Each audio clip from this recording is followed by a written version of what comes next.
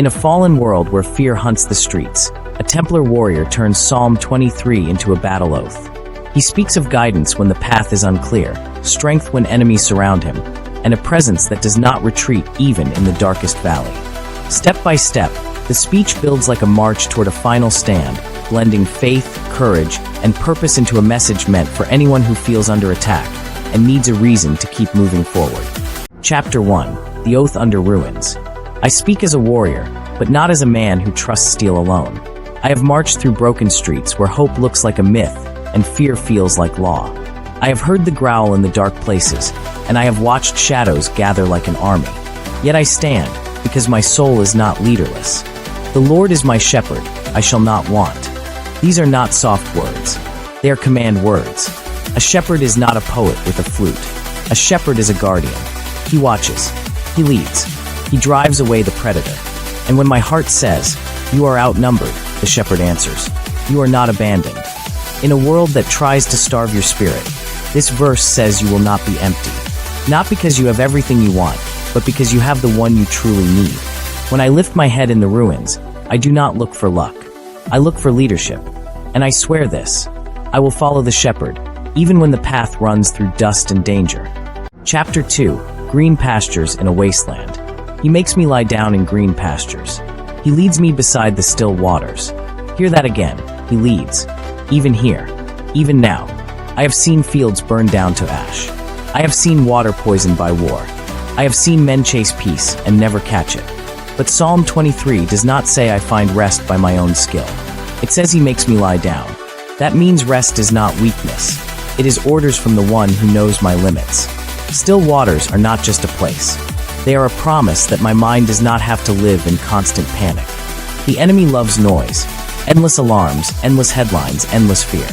But the shepherd leads me to calm, not to make me careless, but to make me clear. If you are tired, hear me. You are allowed to breathe. You are allowed to recover. You are allowed to stop shaking inside. Rest is not surrender when God commands it. Rest is preparation. And when I rise again, my hands are steadier, my aim is true, and my heart is anchored. Chapter 3: The Valley and the Shadow. He restores my soul. He leads me in paths of righteousness for his name's sake. This is where the battle turns inward, because the darkest battlefield is not always the street. Sometimes it is your own mind. Sometimes it is your memory. Sometimes it is the private shame you never say out loud. Restoration is not paint over rust. It is repair. It is strength returning to what was cracked. And righteousness is not a costume you wear for approval. It is a path you walk because you are being led. And then the line every warrior must learn to speak with a steady voice. Yeah, though I walk through the valley of the shadow of death, I will fear no evil.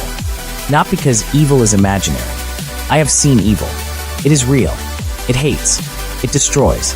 But the verse says shadow. A shadow is loud in your mind, but it cannot kill you the way the real blade can. A shadow proves a light is near. For you are with me. Your rod and your staff, they comfort me. The rod defends. The staff guides. That is comfort I can fight with. Not comfort that makes me lazy, but comfort that keeps me moving when my knees want to fail. I do not deny the valley. I walk through it. Through not into. Through not trapped. Through because God is with me. Chapter 4: A Table in the Presence of Enemies. You prepare a table before me in the presence of my enemies. This is not a fantasy where enemies disappear. This is a promise that God can feed you while they watch. The enemy wants you frantic, starving, desperate. God offers you steady hands, clear thought, and enough strength for today.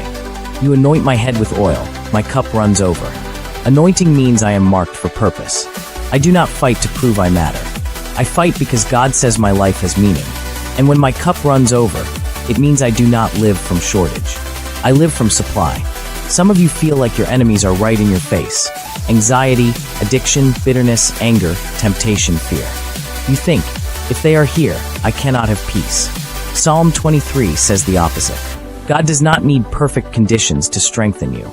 He builds courage in the middle of pressure. So I say it like a warrior. If the table is set, I will eat. If the strength is offered, I will take it. If the oil is poured, I will stand up marked, not mocked. Chapter 5: The Pursuit of Mercy and the House of the Lord. Surely goodness and mercy shall follow me all the days of my life. Do you understand how bold that is? It does not say goodness might visit you when the weather is nice. It says goodness and mercy will follow you, like loyal allies, like a shield at your back, like reinforcements that do not quit. This is not denial. This is identity. When I walk, I am not only a fighter, I am someone being pursued by mercy. Even when I fail, even when I stumble, even when my courage shakes, mercy follows, and I will dwell in the house of the Lord forever. That is the end of the march. Not a grave, not emptiness, not silence. Home, presence, belonging that cannot be bombed, burned, or taken. So if you are in your valley today, hear your orders, keep moving. If you are surrounded, stand your ground. If you are exhausted, receive the rest God gives. If you feel condemned, remember mercy is chasing you. The shepherd is not a rumor. He is with you. I am a Templar warrior, and this is my confession. My life is led, my soul can be restored, my fear will not rule me, and my future is not darkness. It is the house of the Lord. If this speech strengthened you, subscribe to the channel, activate notifications so you don't miss the next message. Give this video a like, comment what part of Psalm 23 hit you the hardest, and share this with someone who needs courage right now.